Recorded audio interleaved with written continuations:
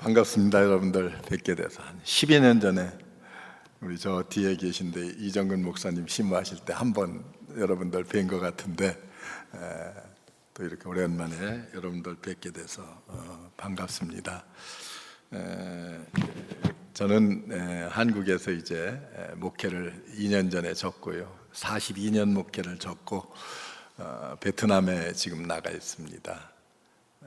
베트남에 나가서 이제 선교사들, 동남아, 인도차이나에 있는 선교사들 모아서 격려하는 일, 그 다음에 베트남의 소수민족이 한 53개 종족, 베트남족까지 해서 54개 종족이 있는데 그들의 언어로 된 성경들 보급하는 일, 그 다음에 현지 교역자들 또 위로하고 교육하는 일, 이런 일들을 이웃에 있는 태국에 잠시 또 들려서 그곳에 가서 현지 교역자들 목회학 강의하는 일, 이런 일들 하고 있습니다. 굉장히 바쁘게 후원을 한국교회가 후원해줘서 그런 일들을 하고 있습니다. 2년 일찍 은퇴한 게 아까도 우리 방송국에서 오신 장로님하고 얘기했지만은 정말 신의 한 수와 같이 잘했다 생각이 들어요. 모든 욕심을 버리고 또 내려놓고 하니까 마음이 편해지고 몸도 건강해지고 하는 것 같습니다.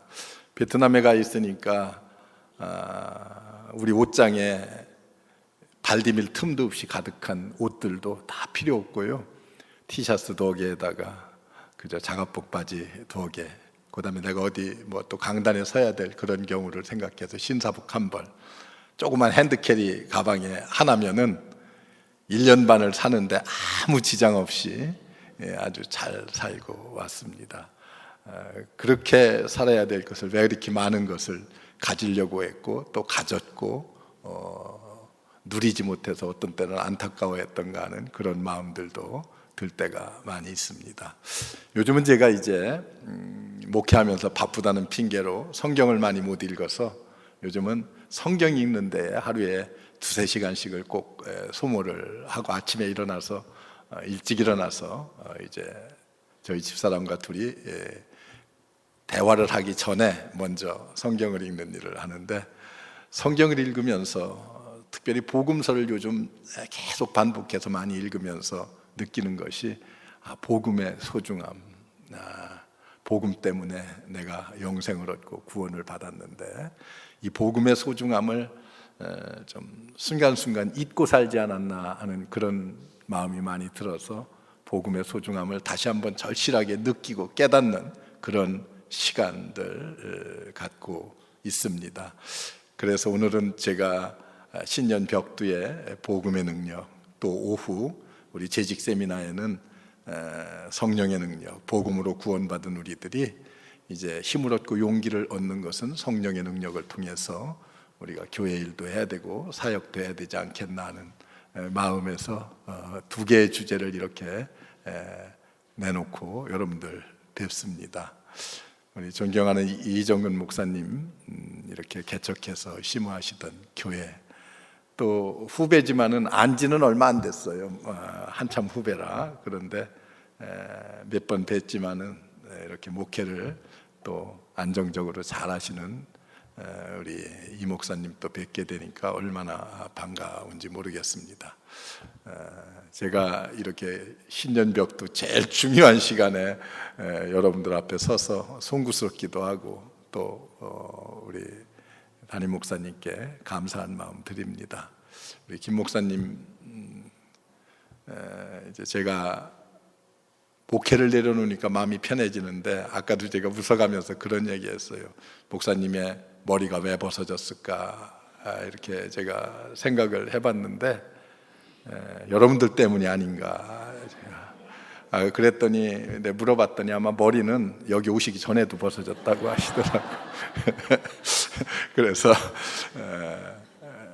목회는 항상 참 살얼음판을 걷는 것처럼 힘들어요. 저는 편안하게 목회를 했어요. 42년 동안 한 번도 다퉈본 적 없고, 그렇게 목회를 했어도 늘 긴장되고 또 불안한 마음이 늘 엄습해 있고 그런데 요즘은 그런 마음들을 다 내려놓으니까 얼마나 편한지 몰라요. 그래서 오늘은 복음에 관한 말씀 조금 여러분들과 함께 이 시간 전하려고 합니다.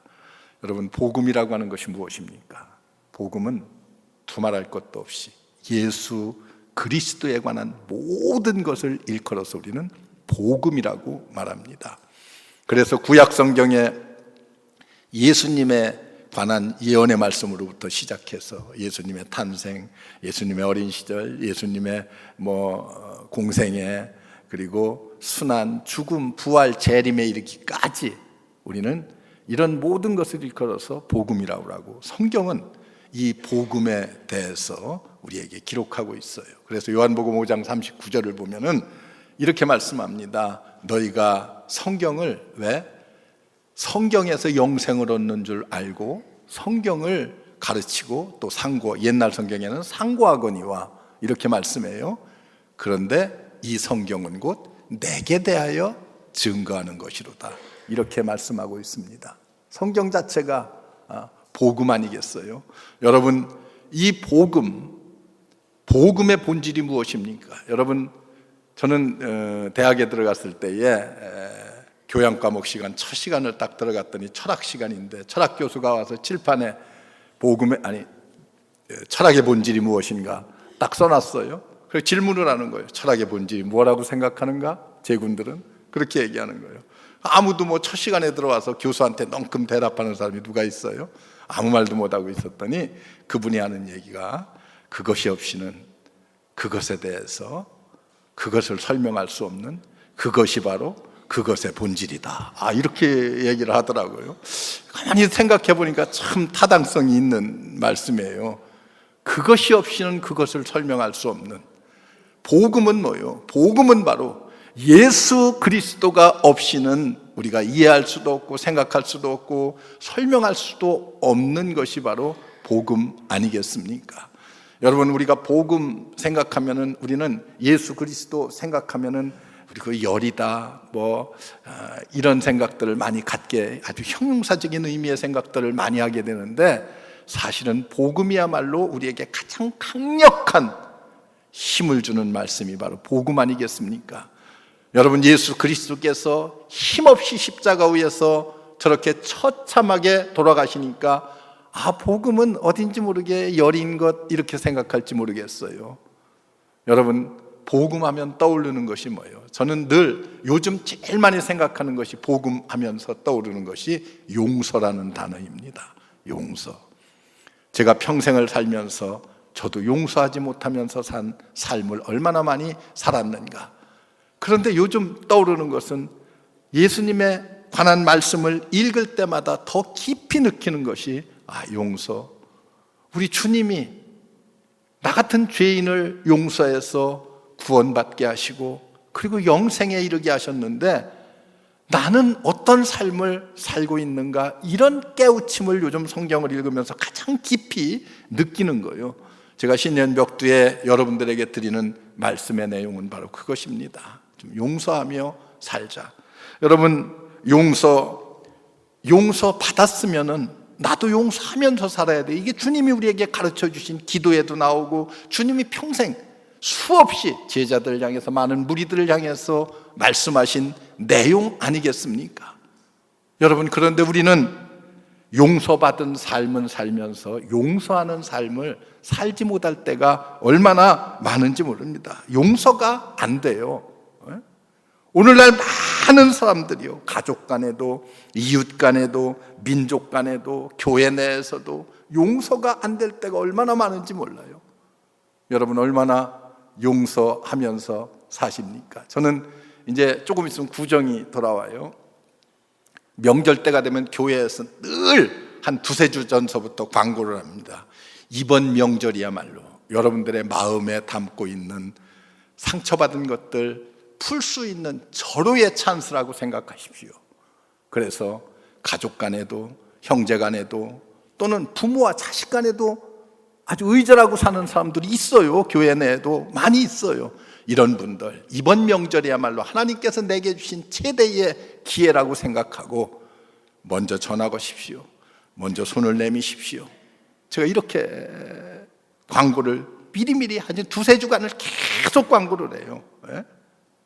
그래서 고향에 그분들이 계시다면 이번 명절은 주일 빼먹어도 좋으니까 고향교회 가서 예배드리고 주보 갖고 오면 되니까 고향에 가셔서 예배드리고 그런 분들 만나고 화해하고 돌아오십시오. 제가 광고를 합니다. 여러분, 우리가 왜 화해하지 못해요? 알량한 자존심, 알량한 체면, 이런 것 때문에 그렇지 않습니까? 그런데 여러분, 양보를 못하고, 그래서 우리 교인들은요 항상 조금 손해보는 삶을 살아야 돼요. 교인들이 너무 그렇게 손익계산서를 따지고 살면은 우리는 그리스도인의 삶, 주님이 우리에게 가르쳐 주신 삶을 살아갈 수가 없습니다. 마음을 열지 못하고 삭막하고. 우리 교회도 그런 신자가 있어요. 하루는 아주 우리 교회 살림을 도맡아 하다시피 하는 권사님인데 2부 예배 나오셨어요. 그래서 내가 좀 바쁘신 일이 있는가 보다, 한 두세 주간을 그렇게 나오셔요. 그러더니 이제는 아예 1부 예배로 또 예배를 옮겼어요.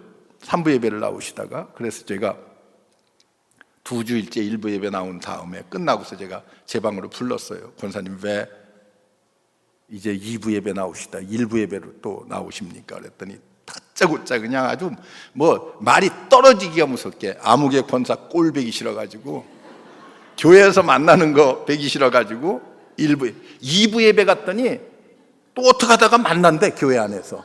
그래서 아예 1부 예배로 옮겼다는 거예요. 아주 시간차가 많은 예배로 옮겼다는 거예요. 그래서 제가 안 되겠어. 그래 그 두 분을 불러다가 내 방으로 불러왔어요. 그랬더니 그분이 내 방에 와서 첫 번째 뱉는 말이 뭔지 아십니까? 목사님, 나는 도대체 무슨 죄 때문에 목사님한테 소환을 당했는지 알 수가 없대. 여러분, 소환이라는 말 요즘 자주 쓰는 말이에요. 정치적인 용어예요. 아주 잘못했다고 소환 많이 하잖아요. 그게 무슨 법정이나 이런 데서나 소환하는 거지, 검찰이나 이런 사람들이나 소환하는 거지, 내가 무슨 권사님한테 원한이 있어서 무슨 권사님을 소환했겠습니까? 하고 얘기를 해도요, 두 분 손잡고 손을 잡고 기도를 해줘도 힘들어요. 신방 갈 때 제가 그 두 분 권사님을 불러요. 그랬더니 하나는 앞에서 하나는 뒤에서. 그리고 그 다음부터 부를 적에는 그 권사도 같이 가는 거 아니지요? 딱 첫 마디가 그거요. 신방 갈 때. 여러분, 왜 사람이라는 주 안에서 함께, 우리 교회 참 열심 있는 좋은 일꾼들인데도 불구하고 그런 마음을 열지 못하는 참 한 번 갈라진 마음이 그렇게 어려워요. 저도 이제 교단장을 하면서 8번 고소를 당했어요. 사회법정에 8번 고발을 당해서 이제 어려움을 많이 겪었어요. 그리고요, 인터넷에 총회장 당선되던 날 딱 첫 번째 인터넷에 올라온 글이 뭔지 아세요? 성결로는 세월호와 같이 침몰하고 있다. 이게요, 왜냐하면은 성결교회의 수장을 잘못 뽑아서 세월호의 선장 같은 사람이 성결교회 수장이 되어서 우리 성결로는 이제 침몰한다는 거예요. 서서히 침몰해 가고 있다. 이런 식의 글을 올려요. 두 번째 이튿날 인터넷에 올라온 글이 뭔지 아십니까? 유동선 총회장은 전두환이 되려는가? 딱 이게 제목이요. 내가 폭군이라는 거예요. 폭군. 나 굉장히 부드러운 남자인데 폭군이라는 거예요. 그런 글이 올라. 그걸 1년 12달 하루도 빼놓지 않고 올려요. 팩트는 상관이 없어요. 그냥 소설을 써요. 내가 가지도 않은 곳 갔다 오라고, 하지도 않은 말 했다 오라고, 그냥 늘상 그렇게 부정적인 글만을 올려요. 누가 올리는지 내가 다 알고 있습니다. 먼 후배예요. 우리 총회본부에 이제 75명의 직원이 있는데 그 국장들 회의에서 가면은, 목사님 한번 저거 명예훼손으로 걸지요. 그냥 놔두면 저거 버르장머리 없어져서 안 됩니다. 그러는 거예요. 그래서 제가 몇 번을 고발을 할까 생각을 했는데 어느 선배 목사님이 그래요. 유 목사, 명예훼손으로 걸면은 유목사가 잃을 것이 많은가, 그 사람이 잃을 것이 많은가? 나보고 그래요. 그래서 내가 집에 와서 곰곰이 생각해 봤어요. 내가 잃을 게 훨씬 많을 것 같아. 그래 또 참고 했어요. 지난번 베트남에서 돌아와서 한국에 와서 제가 이제 요즘 마음이 참 넓어졌어요. 그 나를 괴롭히던 몇몇 분들한테 전화를 걸었습니다. 전화를 딱 걸었더니 깜짝 놀래요. 생각지 않은 사람한테도 전화가 오니까 그렇게 놀래더라고. 그냥 뭐 전화로 느끼잖아요. 놀래. 목사님 어쩐 일이십니까? 그래서 아니 내가 베트남에 가 있는데 크리스찬들 베트남에 가셨다는 소식은 제가 듣고 있습니다. 근데 베트남에 가서 요즘 있는데 늘 기도하면서 성경 읽으면서 떠오르는 사람이 자네야. 내가 목사님, 아무개 목사님이야. 그랬더니 목사님이 그냥 어쩔 줄을 몰라 하는 거예요. 그래서 언제 우리 하루 만나서 식사나 같이 하지, 내가 아주 맛있는 밥 사줄게. 그랬더니 아이고 목사님 제가 사드려야죠. 한국에서 제일 좋은 식당 예약해놓고 목사님 부르겠습니다. 여러분, 제가 너 과거에 나한테 왜 그랬냐? 한마디도 하지 않았어요. 여러분, 우리 예수님도 사실은 그랬어요. 가늠하다 잡힌 여자한테 너 왜 그런 짓 했냐? 이렇게 물었어요. 한마디도 그런 거 묻지 않았어요. 그래도 이미 전화 한 통화로 과거는 아주 눈 녹듯이 다 녹았어요. 그분도 그렇고 내 마음도 그렇고 어쩔 줄 몰라 하는 그 모습에서부터. 그리고 그냥 만나서 한번 식사나 하고 그렇게 하자고 그렇게 대화하고 전화를 끊었어요. 그래서 내가 전화 한 통화하는 것이 여태까지 몇 년을 지나면서 그렇게 어려웠던가. 이렇게 하면 모든 게 다 끝나는 건데 여러분 어때요? 여러분들이 먼저 손을 내밀어 보세요. 한번 전화 한번 해보세요. 그러면은 모든 것이 다 눈 녹듯 녹아요. 그것이 교인이든 간에 성도간이든 간에 가족간이든 간에 여러분 그렇게 또 목사님과 성도들 간에 행여라도 앙금이 있다고 하면은 여러분 그런 것들을 눈 녹게 녹일 수 있는 방법, 내가 먼저 손을 내미는 거예요. 용서. 우리 주님 베드로가 질문할 때 뭐라 그랬어요? 7번씩 70번이라도 하라고 그랬어요. 여러분 490번 하라는 뜻이 아니잖아요. 그냥 만나면 용서라는 건 그래요. 나는 용서 다 했다. 그런데 그 다음에 만나면은 저기 오는 거 보면은 골목 돌아가는 그런 마음이 있으면 아직도 용서가 안 된 거예요. 또 용서하고 그 사람을 만나도 아무런 꺼리낌이 없이 사랑으로 품을 수 있을 때까지 그렇게 하면은 용서가 돼요. 여러분 한번 시도를 해보세요. 시도를. 그래야 여러분들의 마음도 편하고 건강도 좋고 그래야 교회도 부흥하는 줄로 믿습니다. 여러분 부부간에도 마음이 안 맞으면 언성 높이고 싸우잖아요. 그런데 교회라는 공동체가 어떻습니까? 다 달라요. 환경이 다르고 나이가 다르고 학력이 다르고 직업이 다르고 이런 사람들이 모여서 일하는데 왜 갈등이 없겠어요? 갈등이 있지요. 제가 교회에서도 늘 그런 얘기를 해요. 신앙생활 편하게 하는 방법이 있습니다. 어떤 방법이요? 예배 시간 1분 전에 들어오세요. 안내위원 주보받는 거 외에는 만나는 사람 없어요. 들어와. 저 뒷자리에 앉아있어요. 뒷자리에 앉아있는 죄송해요. 여러분들 보고 하는 소리 아니에요. 뒷자리에 앉아서 예배 드려요. 다 하잖아요. 헌금도 드리고 찬양도 하고 기도도 드리고 설교 말씀 듣고 은혜 받고 그리고 축도 끝나면은 후주할 때 도망가. 만나는 사람 없어요. 내가 할 건 다 했어. 도리는 다 하고. 그러면은 참 은혜 받고 신앙이 무럭무럭 자라야 돼요. 그런데 저는요 목회하면서 그렇게 신앙생활에서 신앙이 무럭무럭 자란 사람을 글쎄 내가 객관적으로 잘못 평가하는지는 몰라도 본 적이 없어요. 신앙이 어떨 때 자라느냐? 여러분 와서 그냥 여전도에 가서 부딪히기도 하고 남전도에 가서 부딪히기도 하고 그냥 서로 언성도 높여가면서 상처도 받고 또 그 상처 치료하면은 한 단계 더 내 신앙이 업그레이드 되고 이렇게 해서 신앙이 성장해 나가는 거예요. 여러분 상처 없이 신앙생활하면 그건 신앙생활이 아니에요.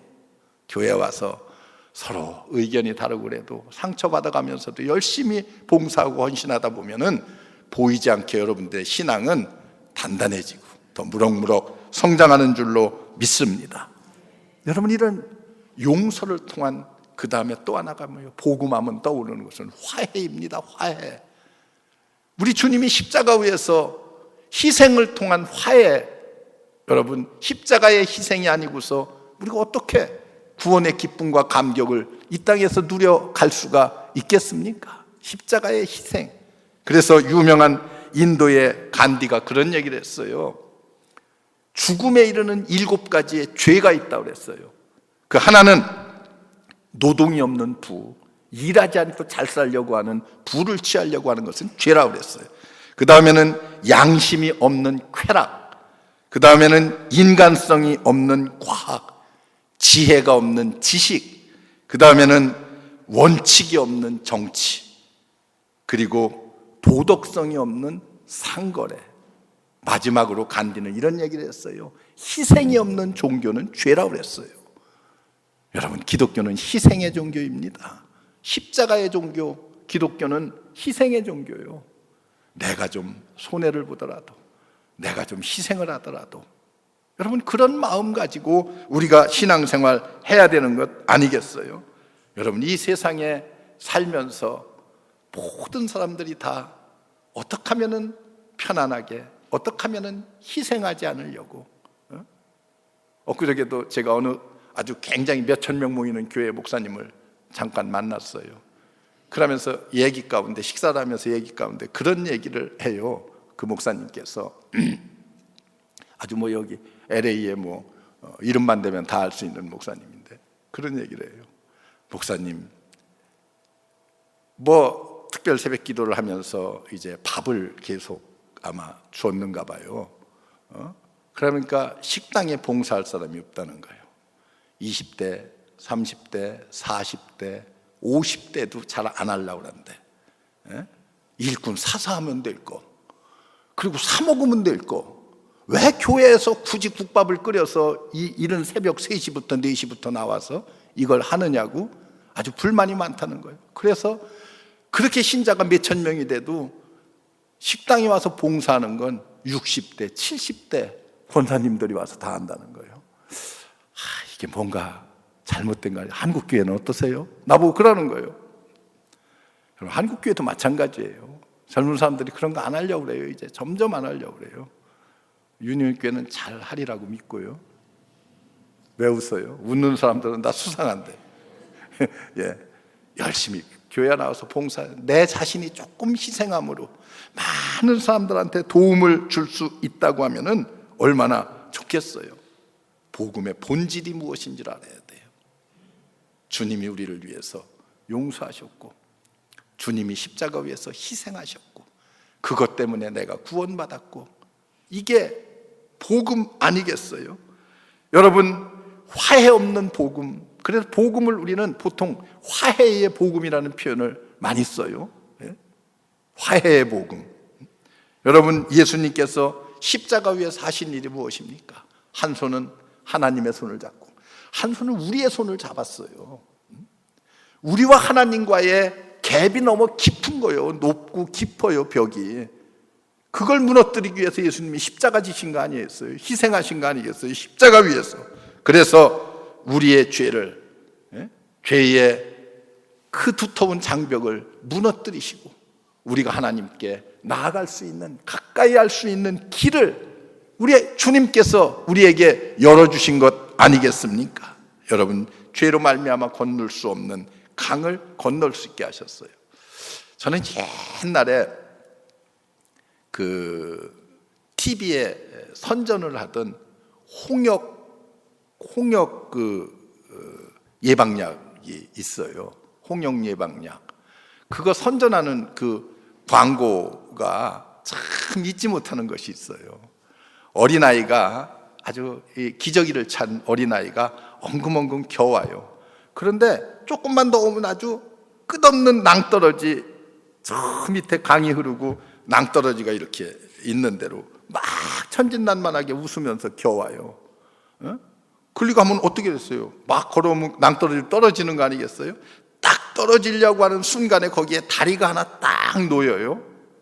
그러면서 그 다리 위를 유유히 지나가 인생에 한 번은 건너야 되는 홍역의 강 라이루겐이라고 하는 다리가 딱 해서 그 벽을 잘 넘어가요.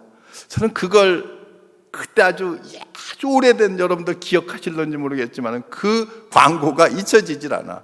우리가 마찬가지 아니겠어요? 죄로 말미암아 그 깊은 구렁에 빠질 수 없는 우리를 십자가의 다리로 말미암아 우리가 구원을 얻었잖아요. 주님의 그 화해로 말미암아 우리가 이런 구원을 얻었어요. 그런데 우리는 왜 화해하지 못해요? 알량한 자존심, 알량한 체면. 여러분, 우리는 언제나 먼저 손을 내밀 수 있는 그런 삶을 우리가 이 땅에서 살아야 되는 거 아니겠어요? 먼저 손을 내미는 삶. 조금만 여러분들이 마음의 문을 열면은요, 상대방은 다 여러분들의 마음속으로 들어옵니다. 그걸 우리가 하지 못해요. 여러분, 사도 바울이 고린도 교회가요, 하나님의 은혜를 가장 많이 입은 교회 아니겠어요? 그런데도 가장 시끄러운 교회예요. 가장 복잡한 교회예요. 왜 그렇게 복잡하고 시끄러운 교회가 됐어요? 하나님께서 주신 은사를 다 교만하게 받아들여서 자랑거리로 삼았어요. 내가 받은 은사가 최고. 야, 너희들이 받은 은사는 하찮은 거. 서로 이래서 교회가 다투고 분파가 생기고 그랬어요. 이때 바울이 이 고린도 교회를 향해서 보낸 편지를 통해서 뭐라고 말? 고린도전서 12장에 보면은 은사에 관한 설명을 쫙 합니다. 그리고 마지막 절에 이렇게 말해요. 내가 이제 가장 좋은 길을 너희에게 보이리라. 가장 좋은 길을 너희에게 보여주겠다는 거예요. 여러분, 그리고 나서 고린도전서 13장에 대사랑의 서사시를 쓰고 있습니다. 여러분, 우리는 사랑. 그러면은 사랑은 어딘지 모르게 갸냘프고 형용사적이고 뭐 이런 생각들을 많이 해요. 뭐 세상적인 사랑이나 그리스도 안에 있는 아가페적인 사랑이나 다 그런 생각을 많이 해요. 그런데 여러분, 고린도전서 13장을 자세히 한번 한 단어 한 단어를 음미하면서 읽으면은 고린도전서 13장은 그렇게 연약한 어조로 우리에게 말하는 것이 아닙니다. 음악적인 용어로 말한다면은 피아니시모의 아주 여리게가 아니에요. 이 고린도전서 13장은요, 아주 폴테시모의 강력한 어조로 우리에게 사도 바울이 사랑에 대한 역설을 하고 있습니다. 먼저 가정을 하죠. 만일 사랑이 없다고 하면은 어때요? 천사의 말을 한다 할지라도 울리는 괭가리의 소리나 다름없을 것이다라고 전제를 하면서 사랑에 대해 말합니다. 사랑은 오래 참습니다. 여러분, 오래 참는다는 게 어떤 건지 알지요? 그 단어의 의미가, 사랑은 온유합니다. 사랑은 투기하지 않습니다. 사랑은 자랑하지 않습니다. 사랑은 교만하지 않습니다. 사랑은 무례히 행치 않습니다. 사랑은 자기 유익만을 구하지 않습니다. 사랑은 성내지 않습니다. 사랑은 악한 것을 생각하지 않습니다. 사랑은 불의를 기뻐하지 않습니다. 그러면 사랑은 뭐예요? 사랑은 진리와 함께 기뻐합니다. 사랑은 모든 것을 참습니다. 사랑은 모든 것을 바랍니다. 사랑은 모든 것을 견딥니다. 믿습니다. 견딥니다. 여러분, 그 단어 한 단어 한 단어가 얼마나 아주 강력한 실천의 의미를 담고 있는가 하는 것을 여러분들이 알아야 돼요. 사랑은 여러분 실천해야만 의미가 있는 거예요. 입으로만 얘기하는 것이 아닙니다. 가슴으로만 품고 있는 것이 사랑이 아니에요. 표현하는 거예요. 표현하는 거. 여러분, 어떤 분이 그래요. 사랑하는 아내에게도 표현을 잘해야 된대. 우리 같은 사람은 참 못해요. 제가요, 표현을 잘 못하는데, 제가 어느 나보다 2살 더 작은 목사님하고 아프리카의 카메룬에 갔어요. 같은 호텔에 이렇게 묵었어요. 근데 그 목사님은요, 아침이면 아주 일찌감치 일어나서 잠깐 기도하고서는 한국에다 전화를 걸어요. 사모님한테 전화를 걸어. 근데 나는 이제 가만히 침대 속에 자는 척하고 있으면 아주 그냥 닭살도 그런 닭살이 없어. 전화 내용이 아주 듣기가 거북할 정도로 아주 그런 전화를, 저보다 연세도 더 잡섰는데, 그래서 제가 하루는 제가 물었어요. 목사님, 사모님하고 벌써 30년 40년을 살면서 그런 닭살 돋는 전화가 가능해요? 내가 그랬더니 유 목사도 한번 해봐. 참 그렇게 좋을 수가 없대. 그래서 이제 그 다음날 그 목사님 밖에 나간 뒤에 호텔에 나 혼자 있을 때 저도 이제 전화를 딱 걸었어요. 집에 전화를 딱 걸어서 이제 할 얘기가 없어요. 전화를 딱 걸었는데 별일 없죠? 제가 이제 첫 마디가 별일 없죠? 이렇게 했어요. 그랬더니 별일은 무슨 별일이에요? 그래? 그러길래 내가 두 번째로, 우리가 진돗개를 2마리 마당에다 키웠는데 우리 차돌이와 비키가 잘 있지요? 제가 딱 두 번째 인사말을 그렇게 해서 그랬더니 그 멀리에 가서 차돌이 안부나 물으려고 전화했으면 끊어요 하고 딱 끊는 거예요. 야, 이것도 하는 사람이나 하지 아무나 할 수 있는 게 아니더라고요. 그런데 여러분, 정말 닭살 돋는 멘트를 좀 자주 날리셔야 돼요. 우리 남자도 그렇고 여자도 그렇고, 여자도 좀 애교 있게. 예? 여러분, 그렇게 해야 되는데 그게 참 쉽지가 않아요. 그래도 여러분, 그렇게 하면서 살아야 돼요. 사랑은 어때요? 말로 하고 그 다음은 행동으로 옮겨야 돼요. 그래서 요한 웨슬레가 그런 말을 했습니다. 요한 웨슬레의 그리스도의 완전이라는 책에 보면은 뭐라고 그랬어요? 온전한 그리스도인이 누군가, 무엇인가? 온전한 사랑을 실천한 사람이라고 했어요. 온전한 사랑을 실천하는 사람이 온전한 그리스도인이라는 거예요. 여러분, 좀 사랑하면서 살아야 돼요. 사랑하면서. 여러분들이 마음속으로 내가 미워하던 사람들이 내 마음에 들어오기 시작해야 되고, 내 눈에 보이기 시작해야 되고, 그런 마음들을 가지고 여러분들이 세상을 살면은 어때요? 그것이 곧 그리스도의 마음. 그래서 우리는 미워하는 사람들이 많으면은요, 얼마나 힘들어요. 얼마나 힘들겠어요. 우리 교회 별명이 쌈딱이라고 하는 권사님이 계세요. 쌈딱. 아무하고나 그렇게 시비도 잘 붙고 목소리도 크고 그래요. 그래 내가 하루는 그 권사님하고 어떻게 하다 식사할 기회가 있는데 내가 슬쩍 그랬어요. 권사님, 아파트 내가 몇 층에 사는지 다 알면서도 몇 층에 사세요? 그랬더니 5층에 사신대. 그러면은 위층에 있는 분하고 잘 지내시죠? 제가 이제 아주 그냥 그날은 작심을 하고서 제가 발언을 했어요.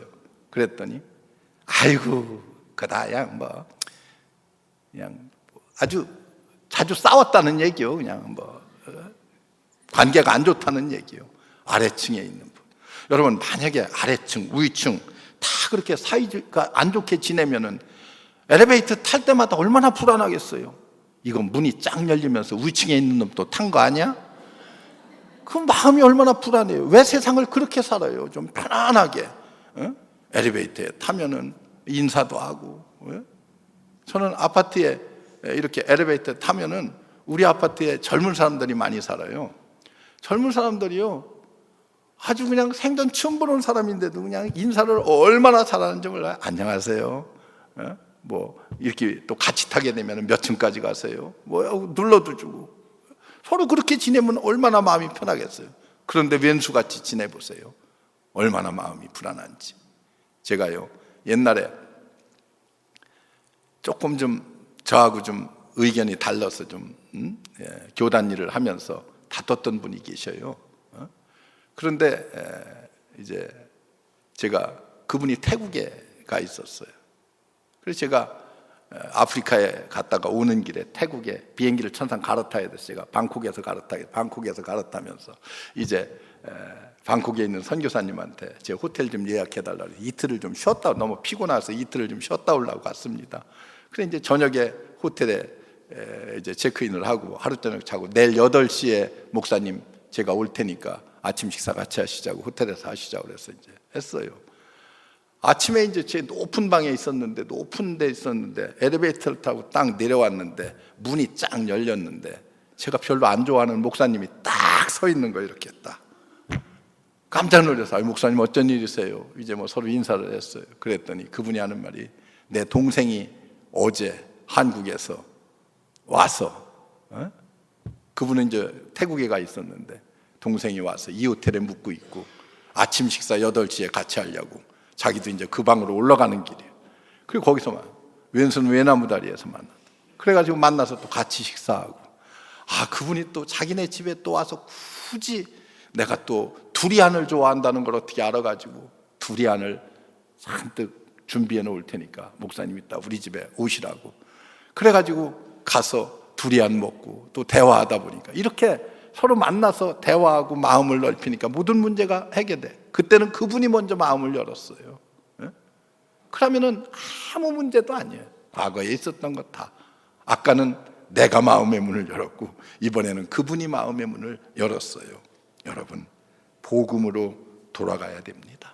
복음의 본질을 잃어버리고서 산다고 하면은 다시 한번 금년에 가슴에 손을 얹고 복음에 내가 어긋난 삶을 살고 있지는 않은가?